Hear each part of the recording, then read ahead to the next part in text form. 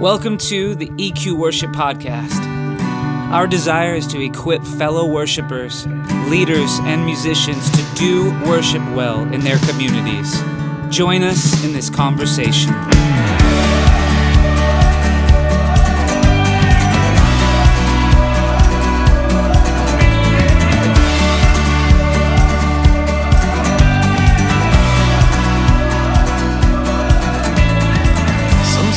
Hey, welcome to the EQ Worship Podcast. My name is Zach Lamberson. This is Brandon B. And we're really excited to have with us today Jered Caballero. Hey, guys. And he's the worship pastor at Calvary Chapel Chino Valley. Yes. And amazing church, amazing ministry. And we're actually at the Calvary Chapel Association Worship West Coast Conference. That's a mouthful. That's a lot. CCA Worship Conference. CCA West Coast Worship Conference. Yes. Right now, and hanging out with Jered here. And it's been a really awesome conference already. We've only been here for like one night and like one worship session. But it's been really good, man. Good. Hasn't it been awesome? It's been awesome so far.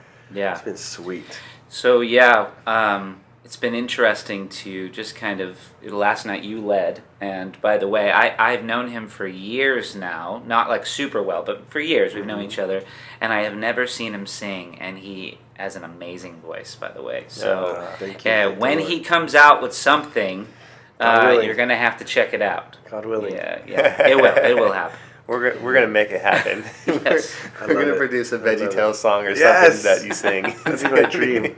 Man, my son would just lose it. 4-year-old. All right, Brandon, you want to share the devotion of the day? Yeah, I'll jump right in. So we're gonna read Psalms 3, and it'll be 1 through 4, I guess. Yeah. So, O Lord, how many are my foes? Many are rising against me. Many are saying of my soul, there is no salvation for him in God. But you, O Lord, are a shield about me, my glory and the lifter of my head. I cried aloud to the Lord, and he answered me from his holy hill.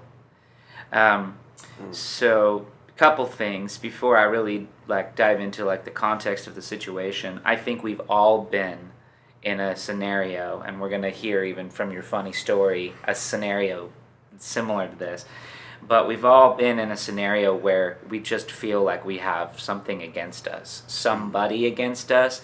It could be the people that we're working with, it could be somebody on the team, it could be, all of us have had that experience of somebody going and complaining about the sound sometime during even the rehearsal.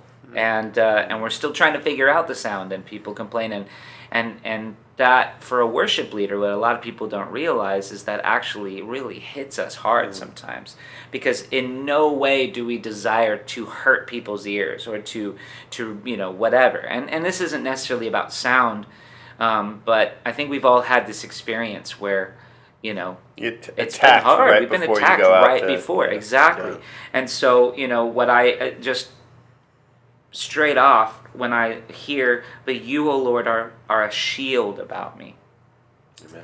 I need God to be a shield for me. Mm-hmm. I need God to, and that's why praying on your way to your service and to your practice, whatever it is, just asking the Lord to be the one who allows to be the shield, so that the enemy's darts will just bounce right off or whatever, And we don't want to say that somebody on our team is the enemy or something, necessarily. But seriously, we all, everybody has, they're having issues and whatever, and they bring it into these practices, and they bring it into worship, and they bring it into that. And in some ways, I kind of want them to, because I think that's the place you can, let go too, So it's okay. I always embrace when people are having a hard time. I'll make sure that I chat with them and love on them and help them feel like this is a safe place to bring the hard stuff. Yeah. But sometimes it really attacks you, and so you just need the shield. You need God to be the shield, and then also my glory and the lifter of my head. And I don't know how many times I'm starting at least third song in. and maybe just we really botched it that Sunday. Maybe things just don't, like musically, maybe it's just not like flowing like you want it to. And I've so many times just felt, man, Lord, help me get through this thing. Be the lifter of my head. And of course, there's a lot more profound meaning to that, but that's just a simple way to apply it to worship leading. And so, context is I think even a really cool thing with this, because it's actually David, basically fleeing from his son, and he, in a lot of ways, he brought this upon himself because he wanted, his son to be happy, so he didn't punish him, and he didn't take care of him in all the ways that he should have when he's made some big sins. And so I think of, on a more profound way, my family, even though my family's, I believe they're awesome, it's so easy the night before Saturday for me and my wife to get in an argument, or for our kids. Like, I have now teenage kids, and one that's actually almost 19. He turns like 19 a couple months, or couple weeks, and it's like there are things that they do that, even though maybe not horrible, that just bring burden upon me, and I bring that to my worship time, and that is another reason why I need God's shield, and why I need Him to be the lifter of my head in a more profound way. And so I didn't want to start off with the family stuff, because I think the other stuff happens more often, but I think we all can feel burdens of our family situations, and we can't let it. I mean, we have to let it bring us to the Lord. But we can't let it be the thing that distracts us from helping others see the Lord. And so that's why we pray these prayers, be our shield, be the lifter of our head, be our glory, like let it be your glory that everybody sees and not ours. Anyway, so that's what I heard today. That was my morning devotion this morning, so I thought I'd share it. And so that segues perfectly into your funny story. Yes, Jered. Yeah. Amuse us. So I was just telling the guys that this was about a month and a half maybe. So it's real fresh. And Wednesday night, midweek service, getting ready to start service. We finished our rehearsal time, and I come off stage to just talk with some of the sisters in the church, and hey, how you guys doing? And to my right, I see a gentleman start approaching me, just right there in front of the platform. And I had met him before. I'd seen him around for maybe about 6 weeks, and approached him a few times, and he just didn't seem like the friendliest character. He seemed just a little bit like I didn't know what was up with him, but I just had been trying to be friendly with him. So I see him approaching me, so I immediately look, and I say, hey, bro, let's go talk over here, because I thought, I don't know where he's at, because he was kind of approaching quickly. So I pull him back to kind of where he was at, and he proceeds to say, why do we need to be over here? Why do we need to talk over here? And I could see he was like hostile. And I was like, well, let's talk over here. And he goes, why? And I'm going like, no reason, and we're about maybe 8 minutes to service, 10 minutes till service. And so I could tell he was agitated, and all of a sudden he looks right at me and he goes, you're a hypocrite. And I was like, really? I was just thrown off, right? Trying not to make a scene, trying not to agitate Worship more. leader's about to throw down. Yeah, I'm trying to like de-escalate. And so I go, really? Okay, why would you say that? And he goes, you know what you're doing. And so I said, no, I don't. And by this time I'm thinking, maybe he's demonically possessed. I don't know. He didn't show that, but I just thought, if somehow there's demonic forces going on right now, maybe he could say something about my past, about, I don't know what, I just am bracing for, what is he going to say? You know what you're doing. And I think, praise God, I'm not in some sort of bad sin or anything. He's been reading. What is he going to say? Anyway, he proceeds to, and our pastor shared this at the pastor's conference, so I can share this, but he basically accuses me of having a relationship with our pastor, and that we're sleeping with each other. So it was very inappropriate and like left field. You didn't tell us this part of the I didn't story say before. that. This is what he says. This might actually be R-rated. So he says it, and I went, he didn't go into detail, but he goes, you know what you're doing. And I go, actually, nope, not doing that at all. That's not true. And he's getting more angry. So then you could see his fists coming up. So it kind of continued in that way. I realized I probably should have like somehow backed away, gotten some of the ushers involved, asked him to leave. But I had this mindset, de-escalate. Our pastor's going to walk into the building in a little bit. I don't know if this guy has the mindset to approach him. So it was tense. It was weird. Now we're like 4 minutes till service. And our countdown's on the screen. I'm thinking like, so pulled back finally. Pastor David came in. He put his notes down at the pulpit, and he told me after the fact, I knew something was going on. I just could sense something was going on. And so the guy had proceeded to say like, basically like, I know what you're doing and it's not right, and I should hit you right now because of what you're doing. Whoa. Yeah.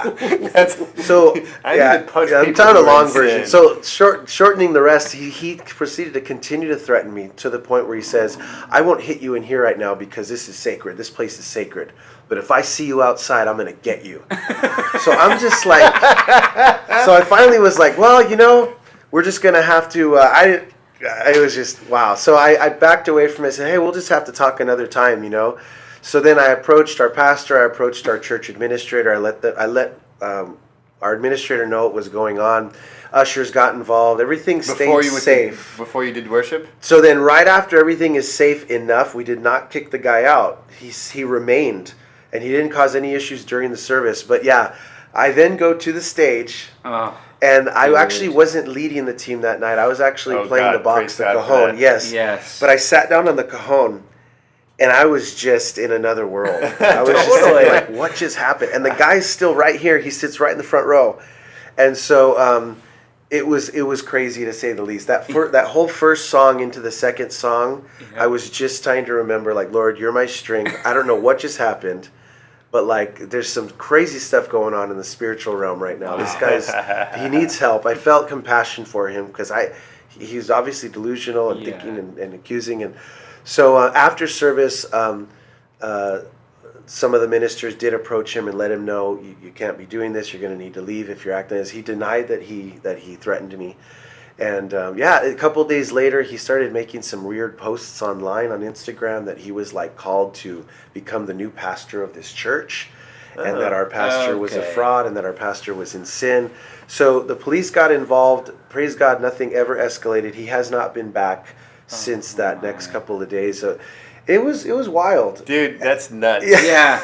It's a silly story, kind of scary story, but worship afterwards. It was weird. It's a good thing. That it was weird. Oh gosh. Yeah, but it's just thinking like, wow, okay, Lord, I gotta get up there and we gotta do what we're gonna do, and that verse goes so along with that. I mean, I was in shock, as you guys can be. The Lord gets us through it. He's our shield. Mm-hmm. He's our strength. He gets the glory even in those moments. And so it was wild. This reminds me. Do you have a story where someone threatened you right before you went? No. It was wild. No. Recently I had something happen that I thought was going to be parallel to him, but then he brought up his got way more intense. So I'm going to leave it there. Yeah, it was intense. I was gonna say that's a very extreme version of something that would happen, because obviously that doesn't happen all the time. Yeah.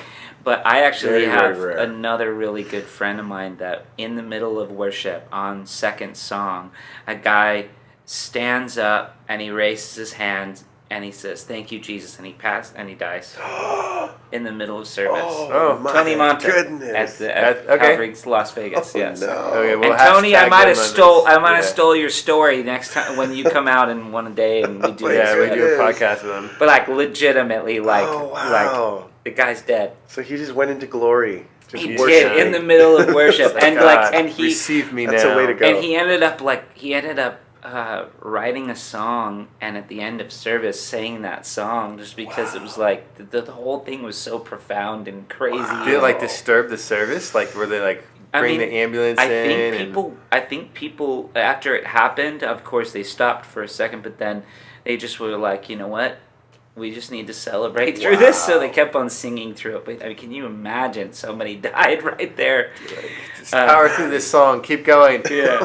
People are dying. We're going to keep singing. I've seen a lot of distractions because I've led worship in a lot of really crazy countries, you know. But I've never seen anybody die. That's crazy, man. And I've never seen anybody want to come and just like duke me out. I would punch you right now if this wasn't a sacred place. And if I see you on Sunday or something, next time I see you, I'm just going to go right up and hit you. And he says, you know what? I could hit you right now, and nobody would do anything to help you. It was creepy. Yeah, and I was like, anyway. All right, well, Lord be with that man. Yes, man. Help him, transform There's something him. going on there. And that's like Brandon's saying, there's so many attacks that happen in the spiritual realm before you go to do something. It is not just worship and anything for the Lord. Yep. You can be a thing where you're going to devote some time to your marriage and you get attacked. It can be things where you're going to devote some, anything that's, Satan's against because he's against God and what he wants to do. Man, it just seems like I've just over the years just realized that anytime I'm going to do something for the Lord that's going to glorify him, it's going to be something that is beneficial to my relationship with him or with, edifying the church, I'm going to be attacked. I just got to be prepared for it. Not on that level, however. And so kudos to you, sir, for enduring that attack. And man, the Lord totally got me through it. From the mindset to the guy not doing any of that to everything. The Lord is good. That's awesome, man. Jered, could you tell us a little bit about the CCA West Coast Worship Conference? I know we're at it right now, so we can't advertise for this year. So people who are listening, sorry, you missed out. But we do want you to kind of tell the heart behind it, what your guys' vision is, and then you have some dates already for next year's conference. So if you could share those with us as well. Yes. Even has a shirt. Yeah, I don't know if you guys see wearing this, some of the swag. It's got the state of California on it, which is like profane where I come from. We took the whole West Coast, though. Sorry, guys. We should have had like Oregon and Washington. No, you guys are the West. That's messed up. We call you guys the left coast. So there you go. Yeah. Really, really thankful for this conference that the Lord has put together. The Lord put it on Pastor Holland Davis's heart, who's from San Clemente, and my pastor's heart, Pastor David Rosales here at Chino Valley. And I know there were others that just had this desire to pour into worship leaders. And I know Holland has had so much experience, and he served under Pastor Chuck Smith, and he started the conferences that came from then, and he started their school of worship. And so bringing in the passion, the experience, the desire, and our pastor and Holland are very, very close these days. It just began to sort of churn in that way. And when Pastor David brought it to my attention, I was just like, yeah, that would be an amazing thing to be a part of, to somehow help out with. So the Lord's brought it all together. We are here for 3 days, so it starts on a Thursday night of our first session. Today's Friday, so we're going all day, all the way into the night. At the very end of the night, we're even going to have an open mic session. We're really wanting fellowship. We're wanting people to connect. We are a unique bunch. Those of us that serve in worship, we have talents that the Lord's given us. We try to bring our best. We spend a lot of time in rehearsal. We spend a lot of time in the practice of it. We are constantly under attack, and so to be able to come to something like this and sort of just like, take a deep breath and rest and get to know other people that do what we do, is really kind of, I think, the DNA of what we're going for. Yeah. Refreshment. Time in the Spirit together, the Lord knitting our hearts together, but also, amazing teachings. We've been able to get for this year, we've been able to have Pastor Larry Powers right now is teaching. Next up is Pastor Raul Reese. Last night we had a panel with our Pastor David as well as Mike McIntosh being interviewed. Legends. Oh yeah, being interviewed by Holland Davis, and they were telling us about the amazing things God did from back in the Jesus movement, and it was so inspiring and encouraging. Later tonight we have your guys' pastor, Steve Winery from also Tri-Cities. Legend. And then tomorrow, Holland Davis is going to teach us. And so great teachings as well as great workshops. We're going to have 4 sessions of workshops. I think it totals almost 30 workshops that people have to choose from. Wow. So 2 workshops today and then 2 tomorrow for all the attendees. And so It's just awesome. We're going to have a lunchtime concert with one of the guys that came from our fellowship, who's a songwriter, Daniel Galindo. And then later on, Nathan, who's from Holland's Church in San Clemente, he's also going to share his music during the dinner hour. So we tried to pack it full of great things that would not only be showcasing the creativity that's coming through the ministries, to having, just like you said earlier, just sweet times of worship with teams that are coming out. This morning we had Zach Hodges leading us in worship. Tonight you guys are going to lead us in worship. Looking forward to that, and others. And so all kinds of great content, and it's just an amazing thing that God has put together. Again, all with this mindset that we want to be in spirit and truth. We want refreshment in the Spirit. We want to be led by the Holy Spirit. So again, you can tell I'm excited. Next year, we already have the date set for June 25th through 27th. We're going to pull it back a little bit sooner in the summertime, hoping it's going to be great weather, time for people to be able to plan that earlier in the summertime to bring their families and whatnot out. So yeah, it's going great. Yeah, dude, it's been awesome. And yeah, that's right on the level of what we try to do at our conference too. Yes. I mean, you're just nailing everything that you're talking about. And like, this is so good, and you can tell a conference when the Holy Spirit is there. And I really feel like the Holy Spirit's been here, so it's been really neat. And I really want to go to your guys' conference. I keep saying that. Yeah. A lot of talk. Gotta fly up there. Yeah, I gotta get up there. Yeah. Well, yeah, and you just can't underestimate the power of worship leaders coming together and singing together too. It's pretty awesome. Yes. And they clap on beat. It's fantastic. Yes, it is. And it's I mean, I don't know about you, but there's very few Sundays where I'm not leading worship, and there's very few Wednesdays that I'm not leading worship. And so and when I'm not doing worship, in my situation, I'm typically somewhere else doing worship, so I literally never sit in a worship service. I get a lot of Bible teaching because I get to sit through the messages, but I'm not getting that time of worship. And I do find when I sit in the worship time and I worship without any strings attached other than just me and God, it's a different thing. And I hear the message different. And, so I really encourage people to go to a worship conference, but also I encourage people to probably take a break once in a while. You're encouraging yourself in that too. Yes. I receive that. Okay, true. So we have a few more questions. Normally we poll the audience or the listeners and watchers, whatever we call them. But I didn't do that this time. But guys, if you want, guys and girls, if you want to ask any questions, just leave it in the comments of wherever you're listening and watching this. But these are a few that I came up with. Cool. So, how do you do your part to cultivate a healthy relationship with your pastor? Well, Pastor David he took the initiative when I was still volunteering here. I had been serving in the junior high ministry. This was probably 12 years ago. They brought me in to actually oversee that, got to start training young people, and then got the opportunity to start serving on some of the main teams. And through it all, I got to know him a little bit. And then at a certain point, he actually asked if I would be willing to kind of meet with him and just start to talk things about worship and ministry. So it was really neat. So I got to start doing that even before I was full-time in ministry. And we had conversations, and I would try to capture his heart. What is his vision for worship? How does he think about music, about the purpose of why we do what we do? And I was able to ask him a lot of kind of tangible questions for myself about ministry, about what is it like being in ministry, all the time, full time, in all the different contexts. And so that kind of begun this relationship we had, where that led to then the Lord was moving to where Pastor David asked if I would pray about coming on to become the worship minister.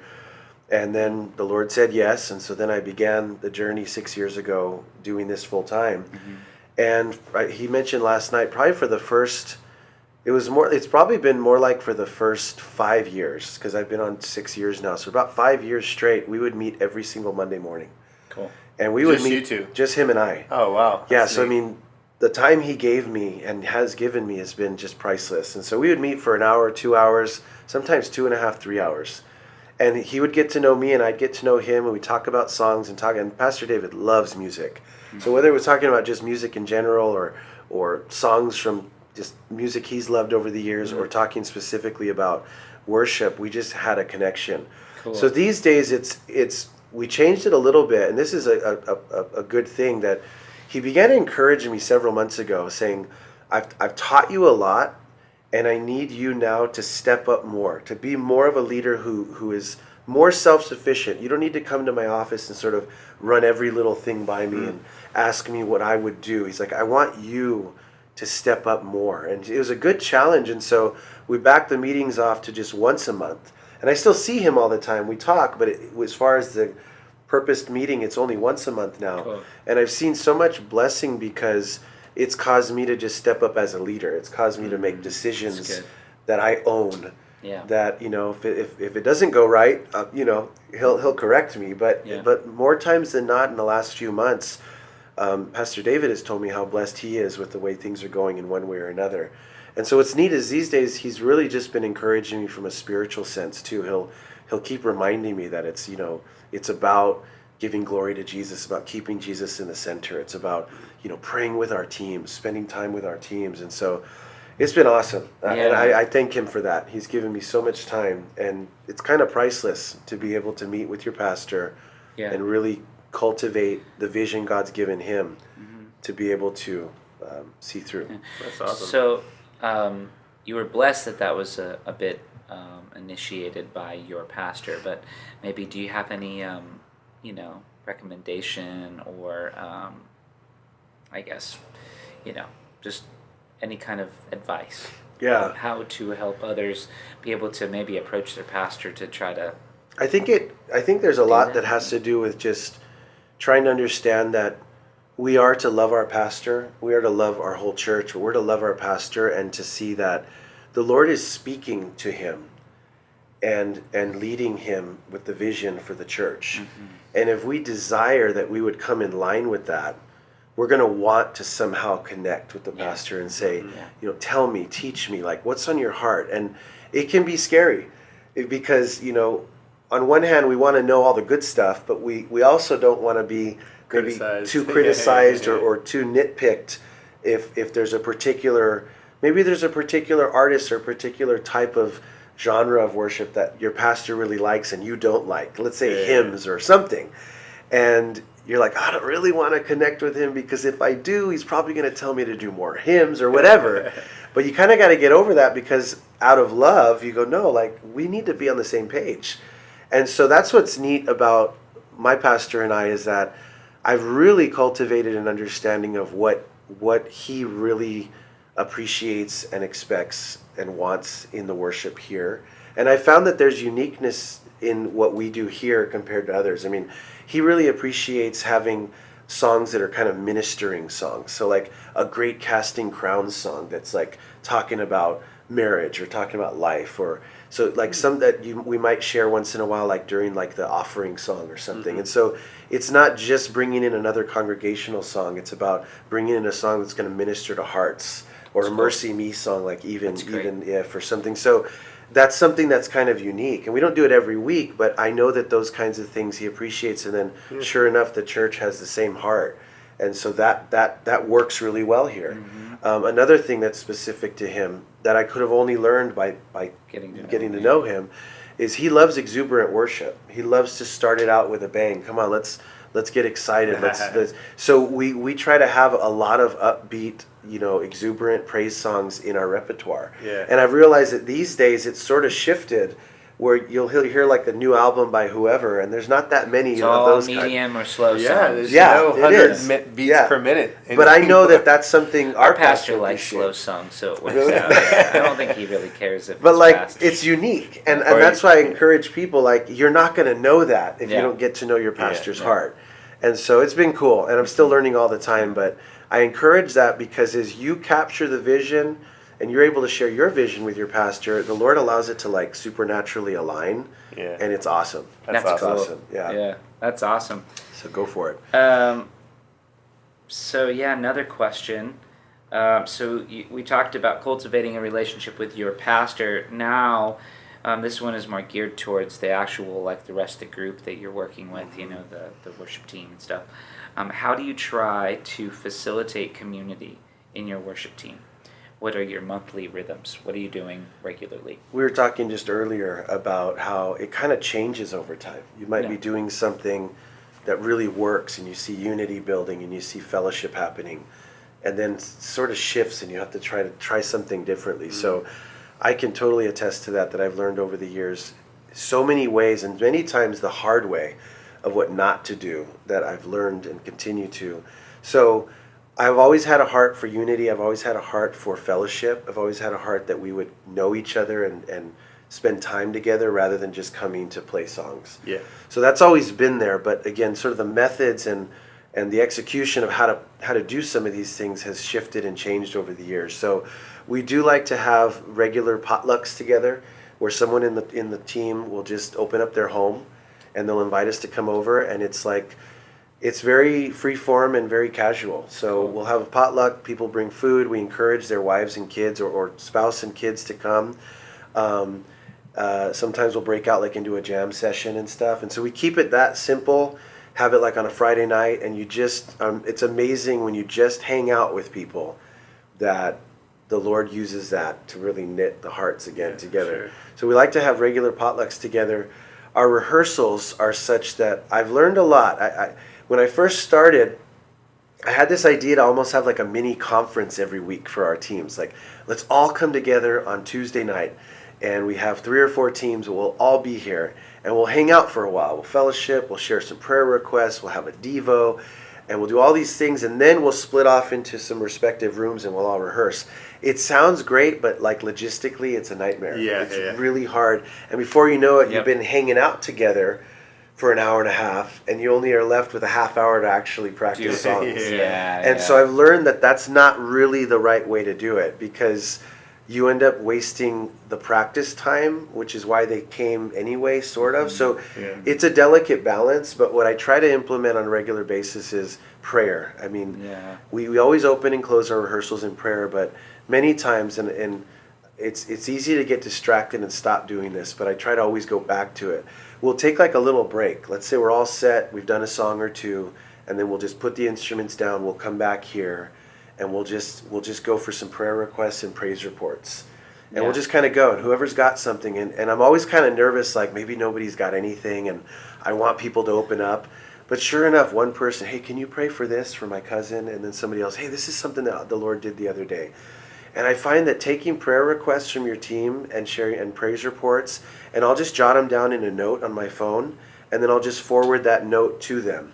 Whoever was here that night. And I've noticed that just sharing prayer requests and praise reports also brings so much unity. I like that. Because when we see each other then on Sunday morning, it's like, how's your cousin doing? Right. Or how's things going? Or like, and it's like you get to know people on a deeper level because they're willing to share what's really going on. And so that's been such a blessing. And again, it's always easier to not come off stage and to stay on stage and to keep rehearsing those songs a couple more times. But if you take 10 or 15 minutes to come back here and do that, that has worked really well for us. So I'd say those two things. Trying to spend a lot of time in prayer with my teams and trying to spend time with them through potlucks and other kinds of outings and stuff that we can do. Yeah, that's cool.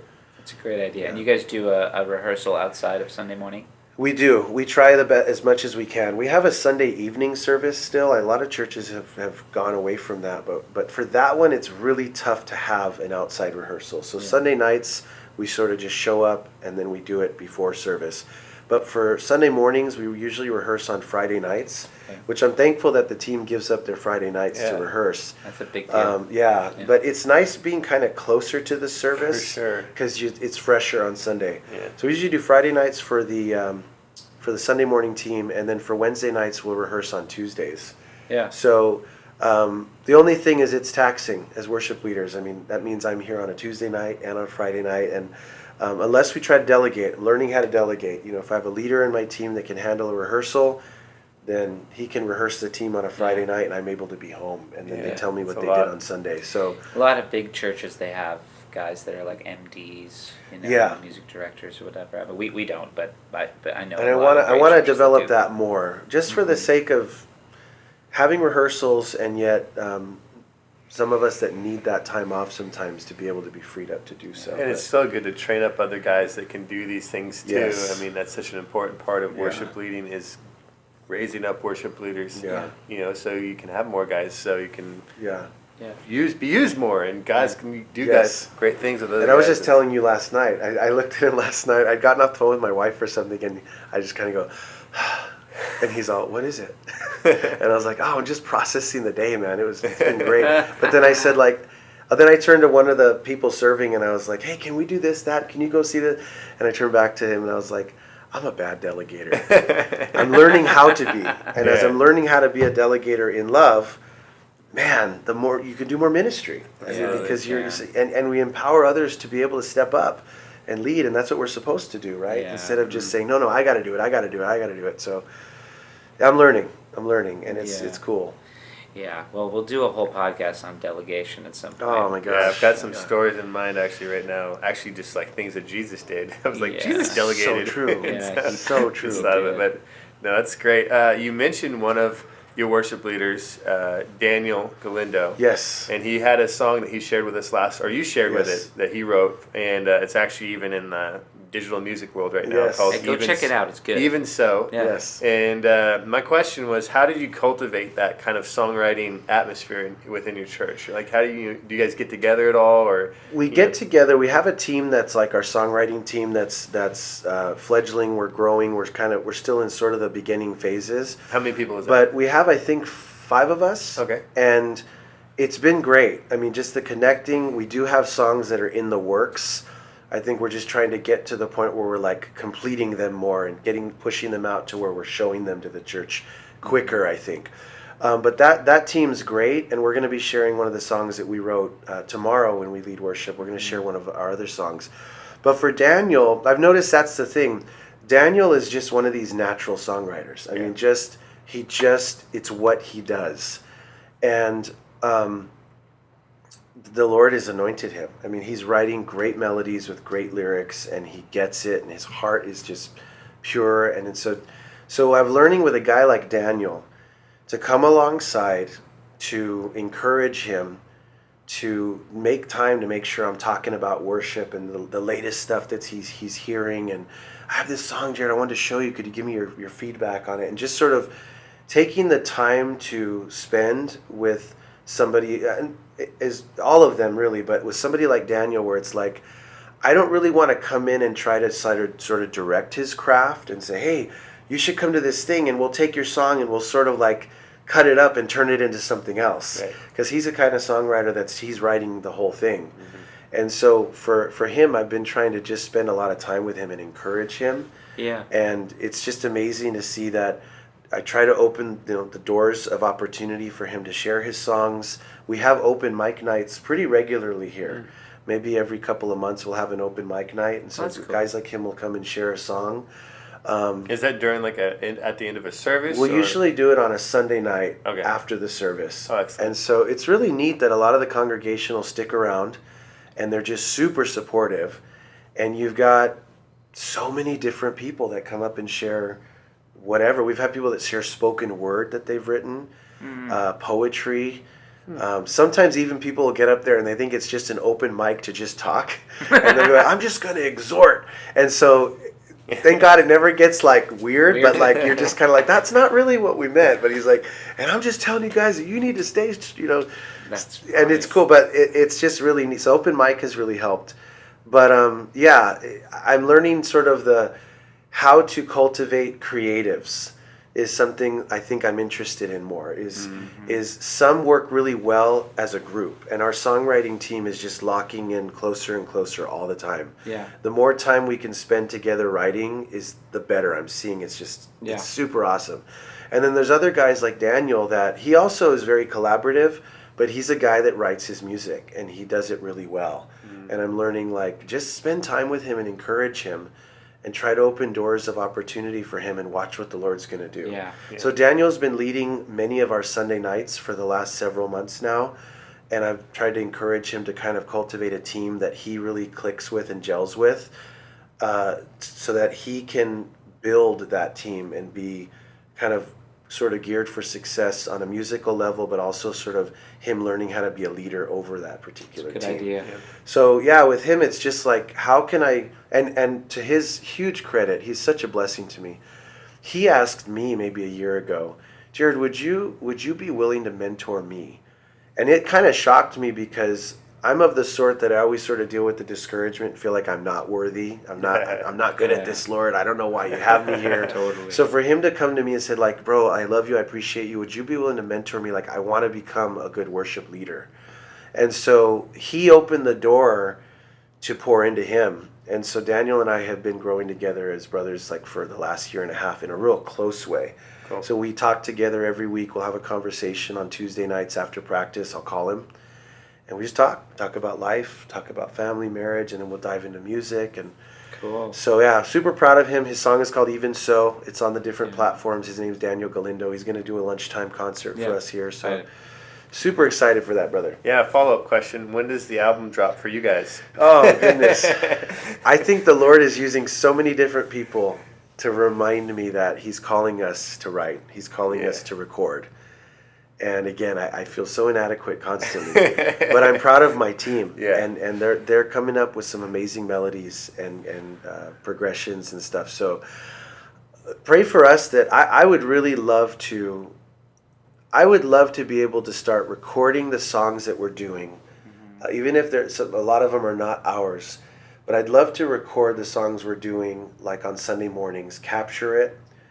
The recordings that are our best, we can put them into kind of a compilation, sprinkle in a couple of our own originals, and start putting out an album maybe twice a year for our church as a resource, because we have people that ask us here, where can we get these songs? And I'm the kind of guy that goes, well, buy the album of the original person, of the original, because I mean, we're just trying to do justice to their song. So if you really want a good version of their song, get their song. But so many people tell us, well, that's cool and all, but like we want a recording of you guys doing it, not because they're showing us praise or anything, but they appreciate saying these songs are the ones we're singing that are resonating with our hearts. Could we get a recording for them, of them that are maybe on a compilation? And so at the very least, recording the songs we're already doing that work well, like our version of it, sprinkling in our originals, and then God willing, one day we can, where it's less covers and more originals, but I know there's a need. Yeah. And the Lord keeps reminding me, like guys like you, like we need to step into it, because it's so good. It's whatever God wants to do. It's amazing. You know, I've been on. I actually never realized how many churches I've been on staff at, but I've been on staff or helped plant 7 churches. So that's a lot, actually. I didn't realize that, but every single one of them I've helped basically cultivate kind of like not a band necessarily, but just like a songwriting team that ended up recording, and it really does something for your church. It really does. It makes a big difference. And so you obviously already know that, but you'll actually see it too. Yeah. You know, people when you, especially doing your own originals, that's something that there's something about the stuff that we're going through. So true. Put to song. And you know, like most of our record was pretty fast. Well, I guess maybe it wasn't fast songs, but we do a lot of fast songs for EQ. Typically, we're actually not doing that many tonight, but typically, and a lot of that's because I was just in a season of like celebration, and I just wanted to celebrate more, and I couldn't find any celebration songs because everything is written so slow and everything, and so, and I think our church was also in a time of celebration, and or at least that's where we were going, and it really helps. So I think you'll see, and for all of you guys out there too, because I know we're talking to you guys too, it really does help a lot to bring a soundtrack to your own church. Yeah. You know? So, I encourage everybody out there, like if you're kind of scared like me, hesitant like me, we got to break through that. I mean, God wants to use us for our particular church, and we have to step in. So be brave and pray for me. Yeah, absolutely. Definitely. Man, that's fantastic. Cool. Well, we are done. So We have just a few announcements. We're coming up on October 10th through the 12th. We're doing our own conference up in Eastern Washington. It's so much better than this one. Yeah. I gotta go. It's the Northwest version of the West Coast conference. But we're super blessed to have Holland Davis, which is the one who put on this conference. He's going to be a guest speaker and lead worship. We're going to have Ty Orr. Ty Orr is leading worship and speaking, and Ty is, for the Northwest, in my opinion, one of the best preachers, in my opinion, right now in the Calvary movement. I just love what he does. And he also has such a creative church. They just won 2 awards for a film that their church made. Wow. And then also they're on their 3rd record. So, and he's only been a pastor 2 years there. So it's definitely, when it comes to being a guy who cultivates the arts, he's doing a really great job. Let's see here. And then, of course, Steve's going to be there, our pastor, and then EQ Worship, and then Stomptown Revival, which is another band of mine. And Responding. And then the Responding, yeah. And they're great band from Portland area. So anyway, we're blessed to have all of those people to come and join us. And yeah, I think that's really it. Or you can register for that eqworship.com. Yes, go register on our website. Yep. So cool. So awesome. Thanks, guys. Yeah, God bless. Yeah, God bless you. Thanks, Jered. Thank you, guys. See ya.